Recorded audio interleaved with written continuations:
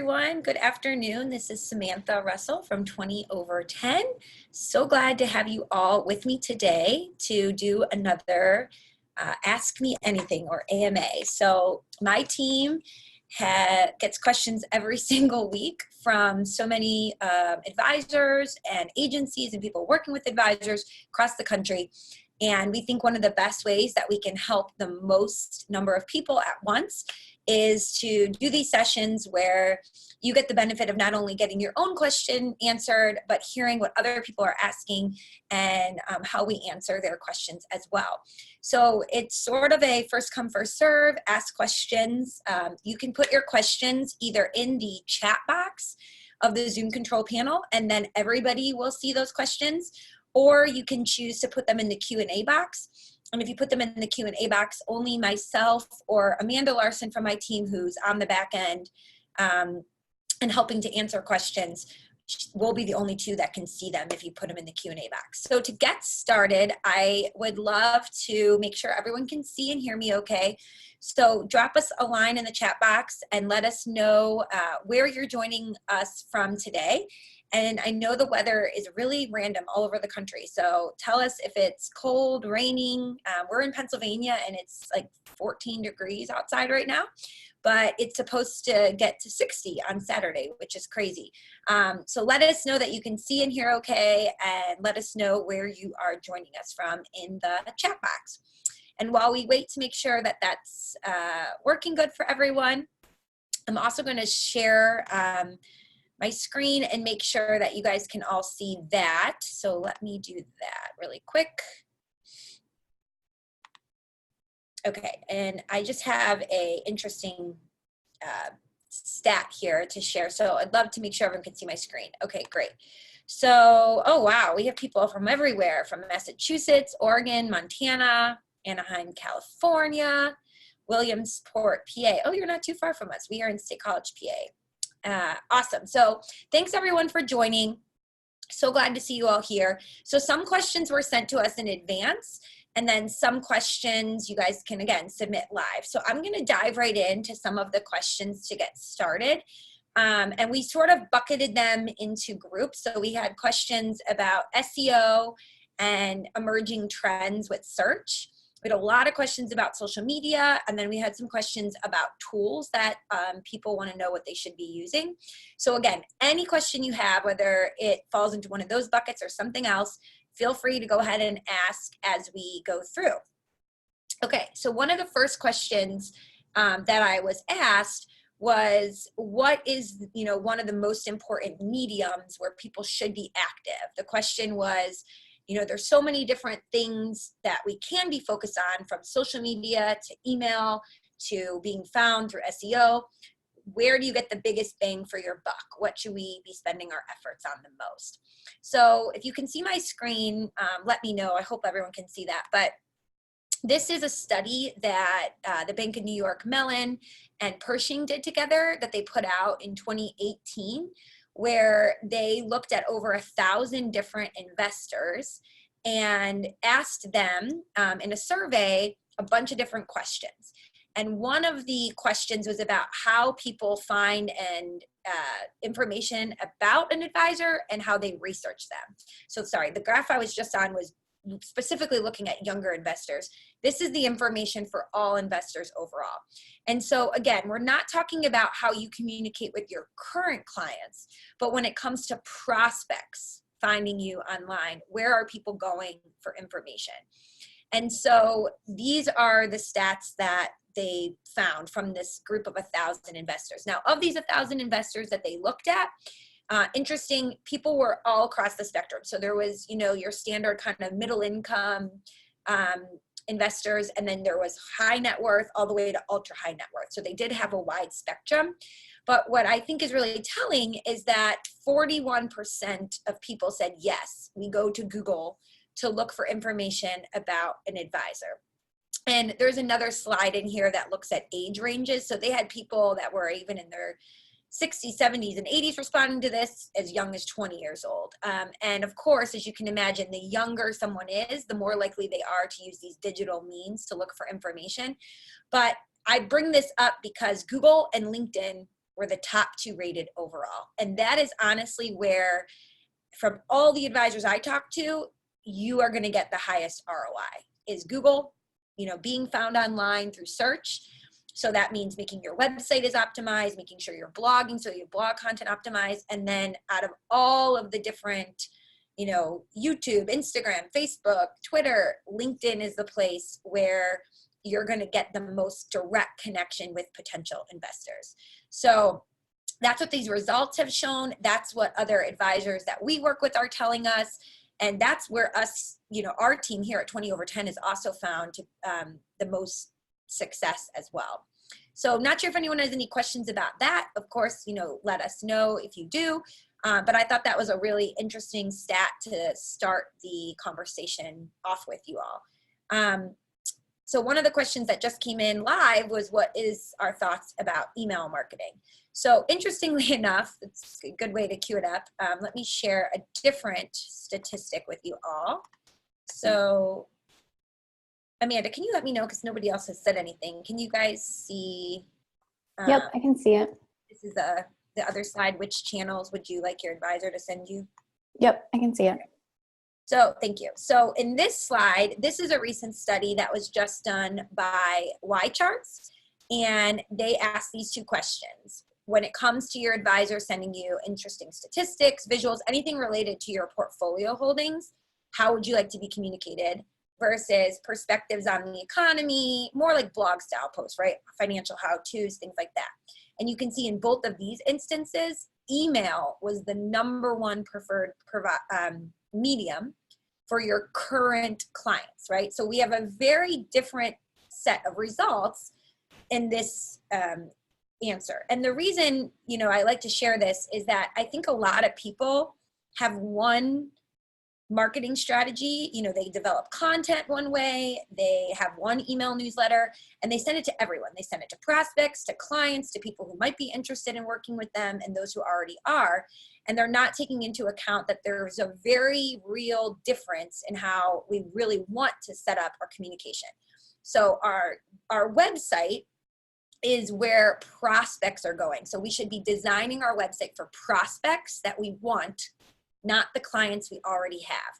Most of your clients, once they become a client, they're not proactively going to your website. If you send them an email with a link to a blog post you wrote about something, yes, they will click it, open it, hopefully read it, but they're not proactively going to your website all the time. Whereas a prospect checking you out, wanting to know about your services, what you charge, how the process works, is going to be looking there for information. And so the website should be prospect focused. And then we want to use these other means, namely whatever your clients are asking for. And most often it's going to be email in order for you to continue to communicate with them.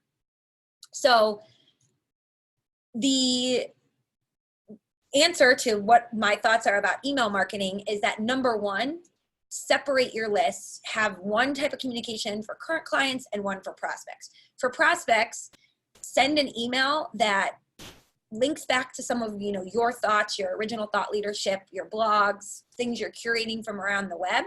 But also, when this is really important, in your prospecting newsletter, do something that showcases your personality. So these people don't know you yet personally. They're not as aware of who you are, your personality. And so you want to build that rapport with them. One of the advisors that we work with, in every email he sends, he does like a throwback Thursday, because he sends his newsletters on Thursdays, where he chooses a song that was popular from years ago and it embeds it as a YouTube clip. And he has all of these prospects who will comment saying, oh, I remember that song. It was popular when I was in high school. Oh, or man, that takes me back to these days. And it's his most commented and engaged piece in his newsletter. There's another advisor that we work with where he was doing a bunch of home renovations himself as like a DIY. And every week when he sent his newsletter, he would send an update with pictures from the project, the renovations, what he learned, completely unrelated to his experience as a financial planner, but that was the most commented on piece. So doing something that shows your personality, that gives people a sense of who you are, is really important to build those connections. I see some questions coming in about video marketing, and that is also a very, very great way to do this. So to insert a video, now you don't necessarily want to insert the video itself. You'll notice if you're on our 20 over 10 newsletter list that we do this, we'll have what looks like, you know, that you can hit play and watch the video, but it just links you out to our YouTube channel. That's going to give you the best deliverability. If you try to embed the video directly in the email is too big, it will take long to open and it might not send at all. So you want to just make a little like screenshot that makes it look like you're embedding the video, but it's really just a button that they would click to take them to the video itself. So Amanda has linked to some things in the chat box. Number one, the full report you can see here from Y Charts if you're interested, and then some other tips about video marketing. So, you know, feel free to check those out as well. Another question from Robert. For video marketing, how polished should it be? I'm using built-in webcam audio at my desk and the lighting isn't great. Lighting is very, very important. So I actually, here at my desk, record almost all of the weekly marketing tip videos that we do. And I just record them on my phone. And they look very authentic, like a friend is just sending you a video of themselves talking. But I do have really great light coming in from right here. I don't sit here where I am right now because there's a shadow. But I stand right in front of my video, or this window. And I have this great little tool. I don't know if you guys can see this. It's like expandable. It has like a little light at the top. You can get these for $15 on Amazon. This one is called UBesize, UBEESIZE. But you're able to just put your phone right in here and you can toggle it any way you want, you know, so you don't have the double chin. You can turn this light on if your lighting isn't great. So it's a ring light. And it can make it really high or low, however you want to do it. This is a great investment if you're going to start shooting some video. That just makes it great where you're not propping up the camera, you know, on something homemade that you've made. So that is something you can buy that's really reasonably priced. I think they're like under $30 or $40. That can be great to help you produce some videos. So what I do, my process, I'll just walk you through it. I record the video on my phone. And then I edit the front and the end, so the intro and the extra.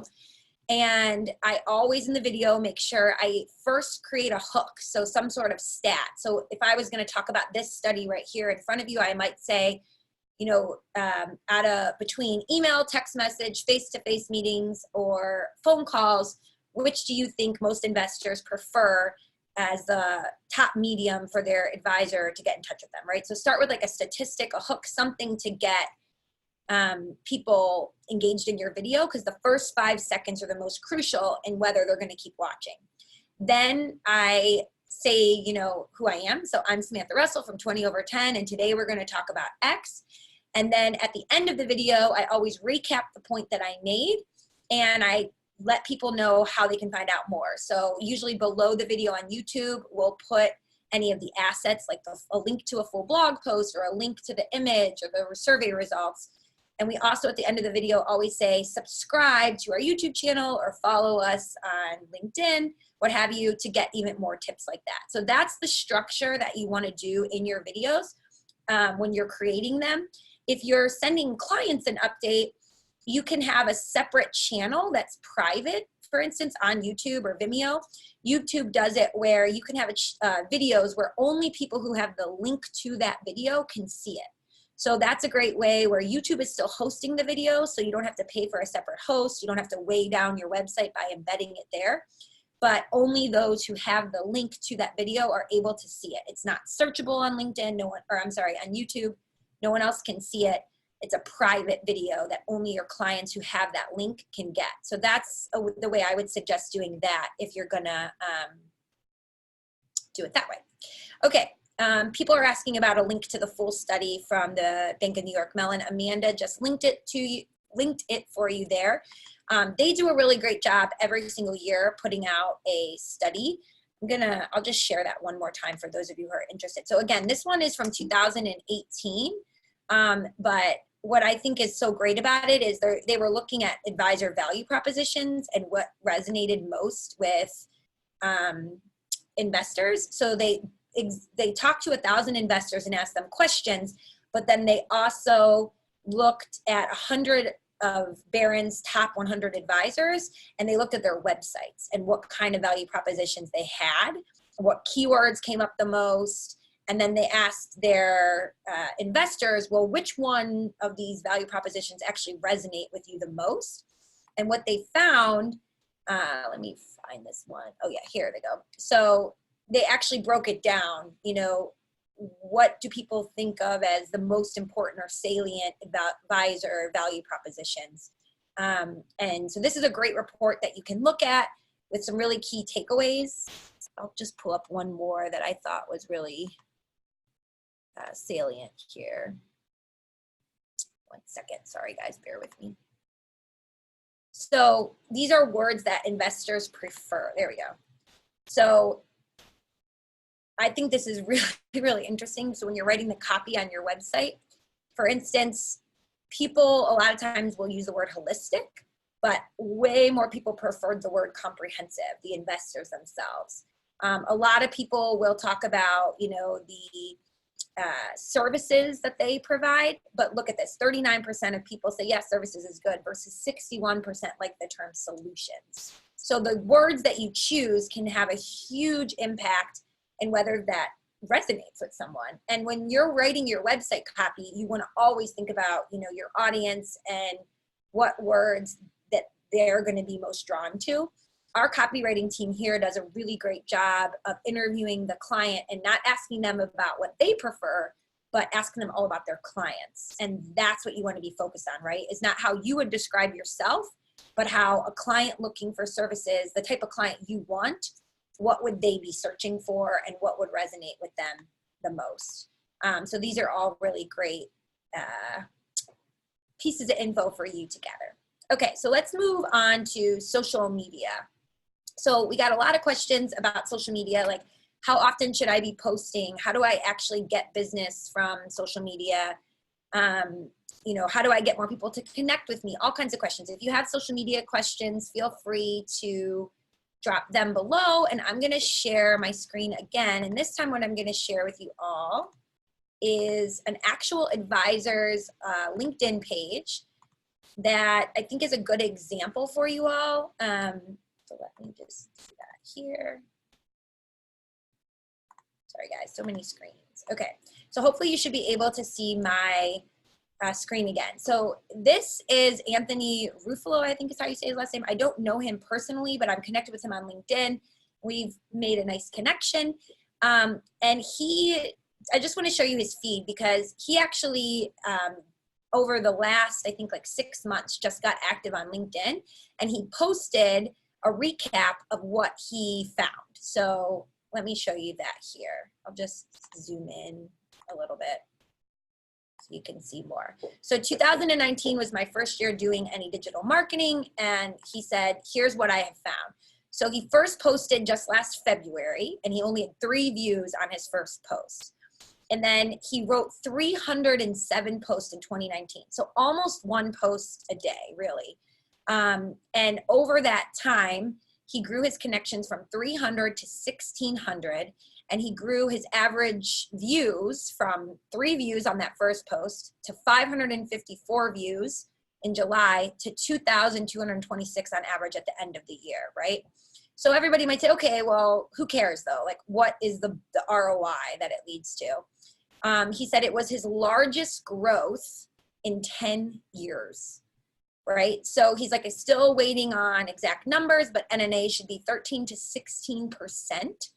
And he has built over 30 plus quality local relationships. So huge impact. And I think the reason I wanted to share this with you all is that he just got started in less than a year. This is the results that he's seen. But the number one thing that sticks out to me is the consistency. It's almost once a day that he's posting. So you might be wondering, okay, well, what is he posting, right? So I'm gonna slide back up and show you some examples. So here he's got like a little meme, disability insurance replaces a percentage of your income if you're out of work. And then he has the redheaded stepchild of risk management with a hashtag, right? And then you can see the comments and what people are, you know, saying. You'll notice that he's starting conversations, and a lot of people commenting might be other people even in the industry, right? This is a great example. This is a slide deck. So LinkedIn allows you to take a PowerPoint and download it as a PDF and then upload it as a slide deck. So you can see here, we can click through and it's like a presentation that someone can just view without ever having to leave LinkedIn. I have found what works best from in terms of building up a LinkedIn presence is keeping your content on LinkedIn's platform. So what I mean by that is do not, I'll show you an example from my profile. Do not direct people to leave LinkedIn. Instead, you want to keep them on LinkedIn's platform. People don't like to click away from links. So here's one where, you know, I put a big long summary and then I have the visual to go with it, right? Same thing here, a video. I uploaded the video natively to LinkedIn. So I'm not directing you to YouTube to watch the video, you're watching it on my LinkedIn channel. So whether you upload slide deck, you have an image, you upload a video, or you just do what we call like text posts like this one, those are the best kinds of content to build up the most views on LinkedIn. So don't direct people away, keep them on the LinkedIn platform in order to get the best bang for your buck. Okay, some more questions coming in. Is advertising on Facebook worth it? So I am a huge advocate in paid social ads, especially for advisors, because not that many are doing them. But the way that I think you need to do them is you go to Facebook, you upload, you know, some content, or you create some content, what we call organically. So, you know, you post something, let's pretend this video, I posted it on Facebook. I wait and see how well it performs. And then I what's called boost the post. So you get your credit card entered in on Facebook, you, you know, have it all set up, and then Facebook will tell you this post is trending higher than all your other posts. It would be a good one to boost. It will tell you when you have a post that's performing really well. And then you can say, okay, I want to spend $40 over the next week to boost this post. That to me, rather than like you trying to decide what's going to resonate, just already go ahead and produce that content organically and then only pay to boost the posts that are already performing well. Another area that you can try is on YouTube. You can get for like 3 cents a view, or even less than that, 1 cent a view, really, really great conversion. So here's our 20 over 10 channel. If you haven't subscribed yet, we every week put out a quick 2 to 4 minute video, but you can see on some of our videos, we'll have like thousands of views versus just a couple hundred. And for this one, for instance, how do investors find a financial advisor? We boosted this one, and I think for $25, we got, you know, 1,700 views. And YouTube is different. So with LinkedIn, a view is anyone who looks at it for 3 seconds. So if someone looks at your video for just 3 seconds, that's counted as a view. With YouTube, they have to watch for at least 30 seconds. So 1,656 views is people watching for at least 30 seconds. So that's a pretty big commitment, right?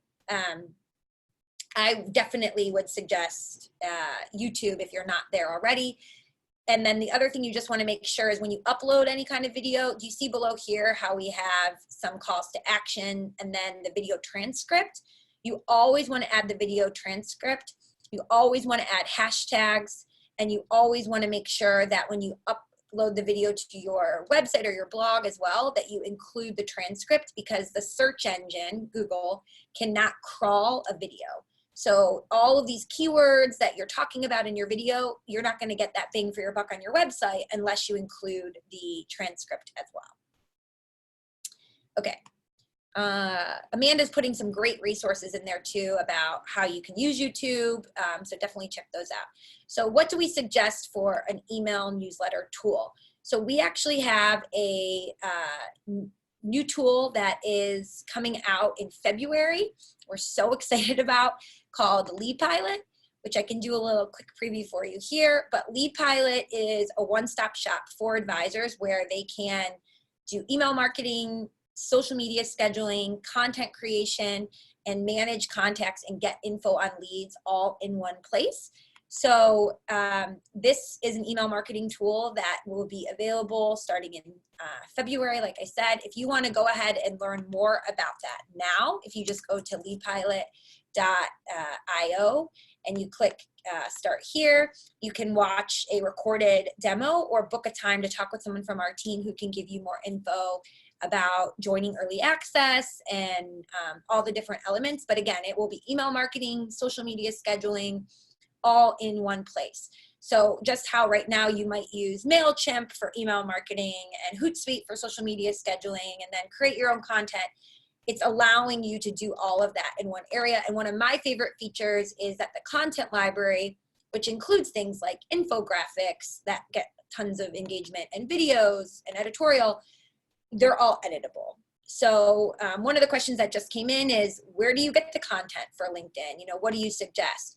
If you look at people who are doing a good job, typically the content that they're putting out there is a mixture, right? So you can see here, these are just some of my own tips for SEO, and then a video I recorded, and then, you know, resharing other people's posts. So it's okay to curate content. Content curation means sharing what other people have posted, as well as producing your own. If you're going to be posting almost every other day, you're going to need to have a good stockpile of ideas and things to share. And for that, you want to be scheduling in advance, really, because I know it can be difficult to try to come up with something on the fly every day. So having a social media scheduler that allows you to, you know, schedule things out in advance. You know, you can see a big long list of where you're going to share it, what time of day, when, all of that is really important. If you don't want to use LeadPilot for whatever reason, you can look at things like Hootsuite for scheduling. MailChimp has a great email marketing platform. So those are two that I always recommend for social media scheduling and email marketing before we had LeadPilot. Okay, let me just go back. I love everybody who's connecting with me on LinkedIn right now. Keep it up. It's Samantha Russell. If we're not connected already. So I'm going to stop my share again and look at some more questions. Okay. People are asking about how you can create the transcript of the video. So yeah, so let's talk about tools a little bit. Headliner Social is a tool we use for our videos. If you've ever seen videos we share where we have like text over the video or the picture on the left and then text on the right, Headliner is the transcription tool that allows you to do that and kind of style it a little bit. There's also a new tool that I just discovered. It's an app for your phone called Video Boost Video Maker. And let me just pull it up here for you guys. So I just discovered this one. It came highly recommended to me by some other folks. And it's free. There's like some in-app purchases that you can make. But I tried it out and it looks pretty cool. I haven't actually shared anything that I've made there yet. I just discovered this recently. So again, it's called Video Boost Video Maker in the App Store, the Apple App Store. But kind of like think how Canva is an editing tool that allows you to make really cool imagery to share. Video Boost allows you to do the same thing but with video. So to do different templates to make really cool videos where you can put text over the videos, have transitions, add music. So that makes it really nice and easy to do. Okay, let's see some more questions. Oh, the other thing, YouTube will also give you a transcript. It's not the best of all of them, but you can get a transcript from YouTube as well. Okay. The other one I wanted to mention, I know for many advisors, if you're with a broker-dealer, virtually no broker-dealer allows for people to be on Instagram, but you could sign up for an Instagram account, a personal account, and use Instagram's editing tools to edit videos, put text over if you're used to Instagram personally already, but just don't share it to a business page on Instagram, then download that story and then upload it to LinkedIn or one of the other apps. So that's a quick workaround if you don't want to try out a new tool and you're already used to using Instagram. Okay. Some questions about SEO and Google Trends. One of the things that we have seen change when it comes to SEO is what's called EAT. So EAT is an acronym that Google uses, which stands for expertise, authority, and trustworthiness. And Google has been really, really focused specifically on what they call your money, your life content. So you all fall under this. Basically what this means is anyone claiming to give financial advice or healthcare advice, they scrutinize. And they really, really pay attention to whether or not you truly are an expert, you can be trusted, and you have authority. So those three things.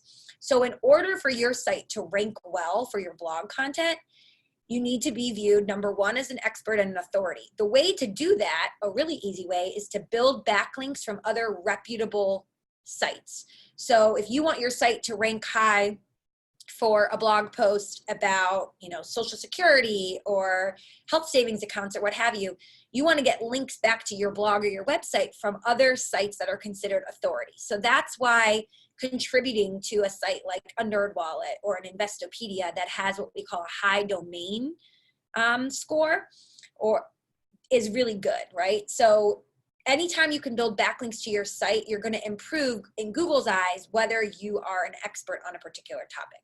There's a few other things that Google has recently changed that we started doing on our blog. So one of those is on the bottom of or somewhere on the blog post, you want to add a little bio about the author. So on every single piece of content, you should go back through all the blogs you've ever published and do this. You want to have the person's name, optimally a little picture, and a little bio about them. In Google's eyes, if they don't know who authored the blog, how can they know whether or not the person is trustworthy and an authority, right?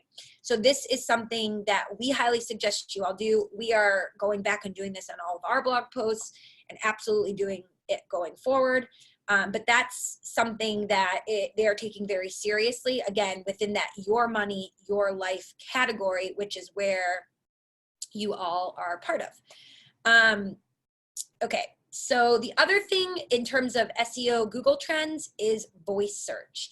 There's a lot going on with voice search right now. Some people are predicting that up to 50% of all searches in 2020 are going to be done via voice. I think that might be true for certain age groups, definitely not everyone, but the fact of the matter is we are all using voice more and more and more. So there's some different things that you can do to make sure that you are optimizing for voice. Excuse me.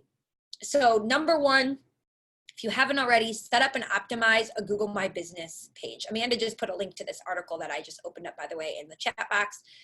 Google My Business is that when you Google somebody on the right-hand side, you get like pictures and an image of their business and links to their website. You get Google reviews, all that good stuff. That is what you want to absolutely set up.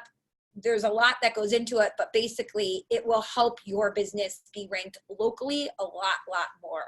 The other thing that you want to do is intersperse questions in your content and on your website as much as possible. So this is everything from having an FAQ page on your site to also posing your blog posts as questions. So things like, can capital gains push me into a higher tax bracket? Should I use an HSA if I'm X, Y, or Z? Whatever kinds of questions your clients might be searching for, that's the way you want to position your blog posts. The other thing, this is a no-brainer, but I still see people who do this. You want your site to be mobile friendly. So if your site's not optimized for mobile, you're just not going to get any eyeballs on it anymore at all. So 100% make sure that your site is mobile friendly. If you are a client of 20 over 10, all of the sites here are mobile friendly. Somebody's going back to the last point I made, asking how do I add a bio on a 20 over 10 blog post? So you would just simply click at the bottom of the post to the little add an image button. You add your image and then on the right-hand side, write your bio out. It's not like a special feature or anything you need to do. You would just add it to the bottom. I'll make a tutorial for you guys. Real quickly, I'll write that down, tutorial on adding bio, because I know it probably, to me, it seems simple, but a step-by-step instructions is always nice for people not doing it every day. So we'll add a little tutorial and include it to all of our 20 over 10 customers in our next newsletter. Okay, recommended size for the bio pic within the blog. So you saw in See, this one doesn't have the bio at the bottom. We're still going through and optimizing. Let me go back to there. So you can see what about that size. It's like a thumbnail, right? That's about the size that you want for your pick, but I'll put the dimensions in our little tutorial for you all as well. Okay. So going back through some of the questions, if I missed your question, you can feel free to add it again. Sorry, as they come in, sometimes they get lost. Somebody asked, when you're posting to LinkedIn and social media, does it need to be approved by compliance before you post it? So that depends on who is monitoring you and the rules of your particular organization. For those of you that may not know, the SEC recently made a proposal to finally update the rules around advertisements and reviews for advisors. So we're watching closely to see what that means. But really the rules on the Investment Advisors Act of 1940 have not really been updated since it started. I mean, they have not taken into account in their written ruling, social media, email marketing, all of the things that advisors do. And so what has happened is that you have people across the spectrum monitoring and imposing rules on advisors in different ways. So we work with some independent RIAs who they post whatever they want, pretty much whenever they want. Anthony, who I just showed you the LinkedIn page for, he's with LPL. To be able to post every day or every other day, I'm sure that, you know, you wouldn't be able to necessarily get that all pre-approved from compliance. Some compliance departments still require pre-approval. Most now just want you to archive your posts. So they're just wanting the post to be able to be archived and pooled for record keeping. That's what we see most commonly, and I think that's the model most people will move to, especially after hopefully this SEC adoption of an updated ruling.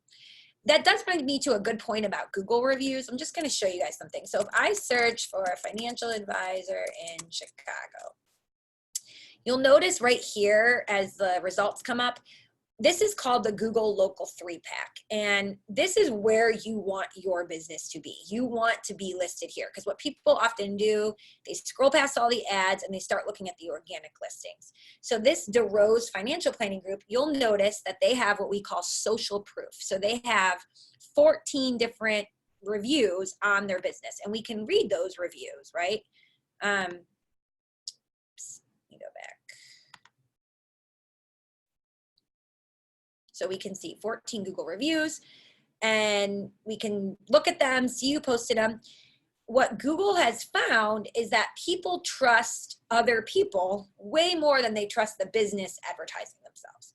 And so Google takes Google reviews into high consideration when they decide how high to rank a site. Now, a lot of advisors, you know, have stayed far away from reviews as they should because of that Investment Advisors Act of 1940. However, what most people don't realize is that if you have a business that is available to be found on a map, so all of these businesses are, right? If you have a business that is on a Google map, anybody can write a review. So you can see right here as I scroll down, I can write a review for Basil Financial Group. There's nothing anyone can do to prevent this. And so reviews in and of themselves cannot be stopped by anyone. Google is the publisher. You don't control the review. You can't do anything to prevent it or stop it. But just know that businesses that have Google reviews perform better in search. So having reviews does benefit your business. Now, with that being said, there are 3 things that I always caution people. Number 1, never, ever in writing, ever, ever, ever ask for a review. Number 2, never respond to the review positively or negatively. So if we came up here and we were DeRose Financial Group, we cannot like Chris's review, and we should never respond to it either. We just have to let it lie, whether it's positive or negative. And the third thing is never republish any of those reviews anywhere else. So you wouldn't take these things and post them to your Instagram stories or your LinkedIn page and say, look how much everybody loves my service, or republish it on your website, right? So Amanda just posted to this blog post everything you should know about Google reviews and how they impact SEO and what you need to do to be compliant. So I definitely recommend that you check that out. But this is something that is evolving in terms of how people understand it. And there are a lot of advisors out there who are really benefiting from it because they've kind of been clued in and have a lot of reviews for their business. Okay. So hopefully that answered the question about the Google reviews. Because somebody just asked, why shouldn't you reply to them? Again, for compliance purposes, you never want to reply to them. Okay, how important is NAP data? So for those of you that are not aware, NAP data is the name, address, and phone number that should be on the bottom of every single page of your website. So, you know, if you go to 20over10.com and we scroll to the bottom, ours is sort of quietly down here, but you can see our address and our name and all of that.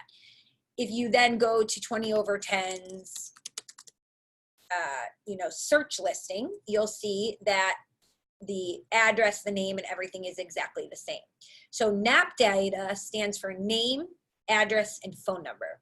What a lot of people don't realize is that Google has a hard time sometimes knowing that a business that's on Google My Business or listed in a local chamber of commerce or on the yellow pages is the same as the business that your website is. So what you want to do is on every single page of your website, you want your address at the bottom in what we call a global footer.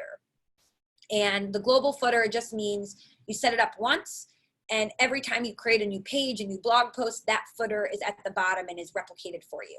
With 20over10's websites, once your global footer is set up, you never have to think about it again. Anytime a new page is added, you write a new blog post, that footer is replicated for you.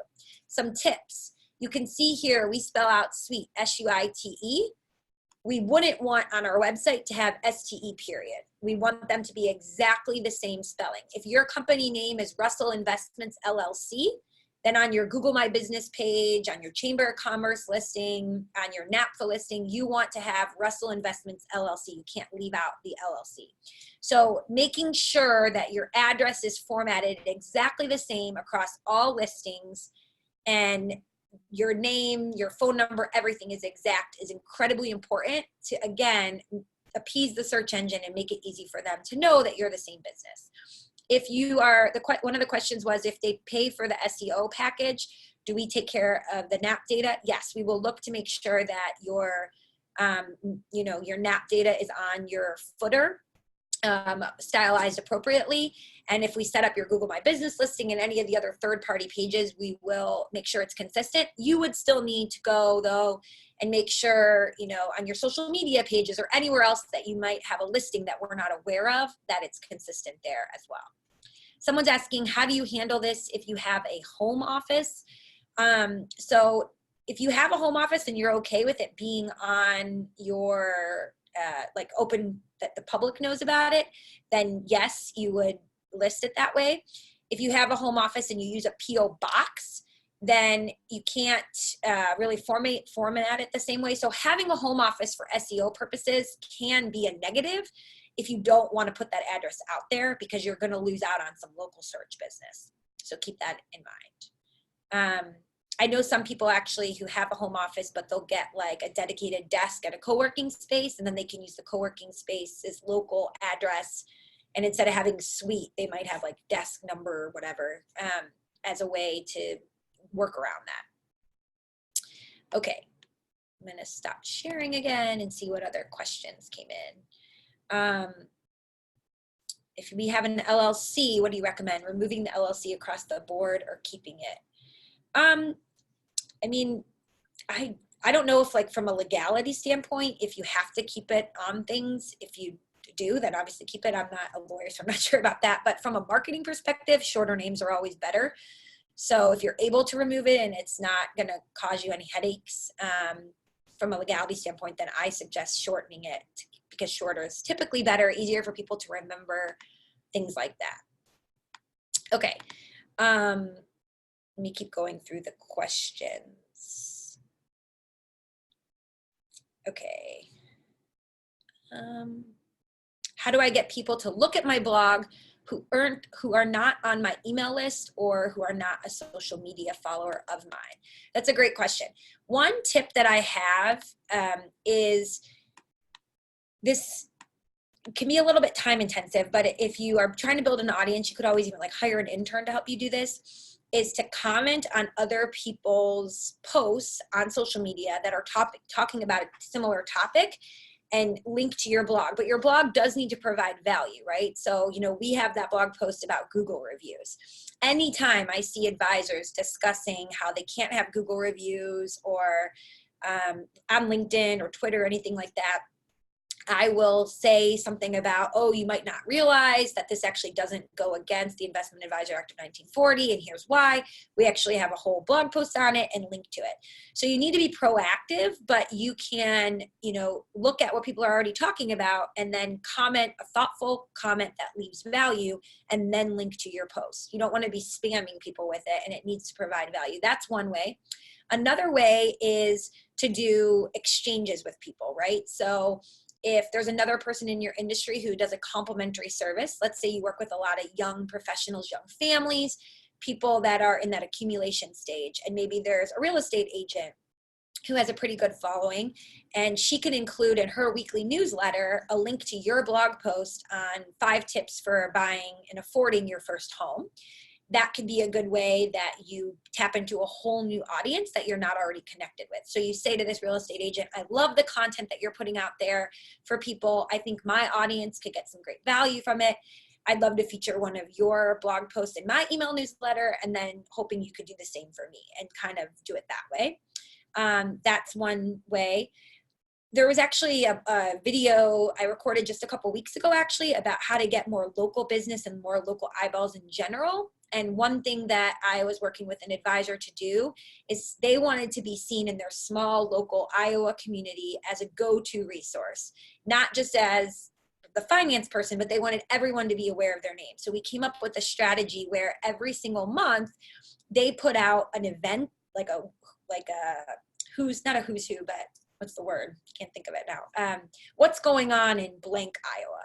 And it's just like an events calendar, where to go, what's going on, free events for the family, concerts, little play dates that, you know, mommy and me classes, whatever it is. And they post it on their website. And then on social media, every week they tag the accounts of the local organizations or community groups that are putting those events on. And then all of those different organizations end up resharing their posts and tagging them. So now in their little local town in Iowa, they're getting all this visibility from all these other accounts and groups and community organizations that have nothing to do with financial planning, but it's giving them great visibility. And they've had a banner year of new client bookings on their calendar from this approach. So think outside the box, like what is going to be most useful to people that you ultimately want to connect with, and try that route. So we are almost out of time. I have to hop off by 1:50 because I have a podcast interview at 2 p.m. But hopefully this was helpful to you. I'm happy to do them regularly every couple weeks if the answers are helpful to people. If you could give me a quick raise of hands if you think it would be helpful for me to do a quick tutorial on how to add a bio to a blog post, and then I'd be happy to do that. If you have a question that we didn't answer that you want to drop in the chat box, and we will email you an answer, we'd be happy to do that too. Again, we just want to be here to be a resource and your friend in all things digital marketing. So thank you all for taking time over your mid-morning or your lunch hour to join us today, and Happy New Year to you all.